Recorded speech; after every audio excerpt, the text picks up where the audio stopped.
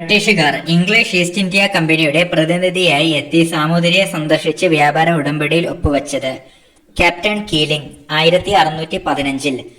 കേരളത്തിൽ ചരിത്ര രേഖകളിൽ ഷീമ എന്നറിയപ്പെടുന്ന പ്രദേശം England. English east India company അറിയപ്പെട്ടിരുന്ന ആദ്യ പേര് John company. English east India company രൂപീകരിക്കുന്ന സമയത്തെ മുഗൾ ഭരണാധികാരി അക്ബർ. ഇംഗ്ലീഷ് ഈസ്റ്റ് ഇന്ത്യ കമ്പനിക്ക് കച്ചവട അനുമതി നൽകിയ മുഗൾ ഭരണാധികാരി ജഹാംഗീർ. കേരളത്തിൽ ആദ്യമായി വന്ന ബ്രിട്ടീഷുകാരൻ master Ralph Fitch. Master Ralph Fitch കൊച്ചിയിലെത്തിയത് 1583. ബ്രിട്ടീഷുകാരുമായി ഉടമ്പടി വച്ച വേണാട് രാജാവ് രാമവർമ്മ. പോർച്ചുഗീസുകാരെയും ഡച്ചുകാരെയും പോലെ ഇംഗ്ലീഷുകാരും വാണിജ്യ കാര്യങ്ങൾക്കായിട്ടാണ് കേരളത്തിൽ വന്നത്.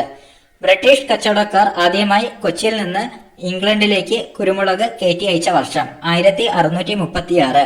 ഇംഗ്ലീഷ് ഈസ്റ്റ് ഇന്ത്യ കമ്പനി രൂപീകരിച്ച വർഷം 1600 December 31. English east India company രൂപീകരിച്ച സ്ഥലം ലണ്ടൻ. കമ്പനിയുടെ പ്രതിനിധി ക്യാപ്റ്റൻ വില്യം ഹോക്കിൻസ് അന്നത്തെ മുഗൾ ചക്രവർത്തി ജഹാംഗീറിൽ നിന്ന് അനുമതി നേടി ഒരു കച്ചവട താവളം സ്ഥാപിച്ചത് സൂററ്റ്. പണ്ടകശാലകൾ ആരംഭിക്കാനുള്ള അനുമതി കരസ്ഥമാക്കിയ കേന്ദ്രങ്ങൾ വിഴിഞ്ഞം, തലശ്ശേരി, അഞ്ചുതെങ്ങ്, ആറ്റിങ്ങൽ.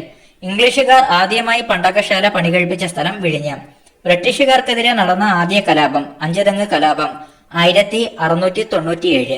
ഇന്ത്യയിൽ ബ്രിട്ടീഷ് ആധിപത്യത്തിനെതിരെ നടന്ന ആദ്യ സംഘടിത കലാപം ആറ്റിങ്ങൽ കലാപം 1721. തിരുവിതാംകൂർ പൂർണ്ണമായും ബ്രിട്ടീഷ് അധീനതയിൽ ആവുന്ന സമയത്തെ തിരുവിതാംകൂർ ഭരണാധികാരി അവിട്ടം തിരുനാൾ ബാലരാമവർമ്മ. ഇംഗ്ലീഷ് ഈസ്റ്റ് ഇന്ത്യ കമ്പനിയും തിരുവിതാംകൂറിലെ രാജാവും തമ്മിൽ ഔപചാരികമായി ഒരു ഉടമ്പടി ഉണ്ടാക്കി. ഇംഗ്ലീഷ് ഈസ്റ്റ് ഇന്ത്യ കമ്പനി ഒരു ഭാരതീയ രാജാവുമായി ആദ്യമായി ചെയ്ത ഉടമ്പടിയാണിത്. ഉടമ്പടിയിൽ ഇരു വിഭാഗക്കാരുടെയും പ്രതിനിധികളായി മാർത്താണ്ഡവർമ്മ രാജാവും അഞ്ചുതെങ്ങിലെ കമാൻഡർ അലക്സാണ്ടർ ഓമും ഒപ്പുവച്ചു. ഭൂമി വിട്ടുകൊടുത്ത ജമ്മികൾക്ക് ഉപജീവനാർത്ഥം വർഷം തോറും ബ്രിട്ടീഷുകാർ നൽകുന്ന ആദായം. മാലി ഖാൻ.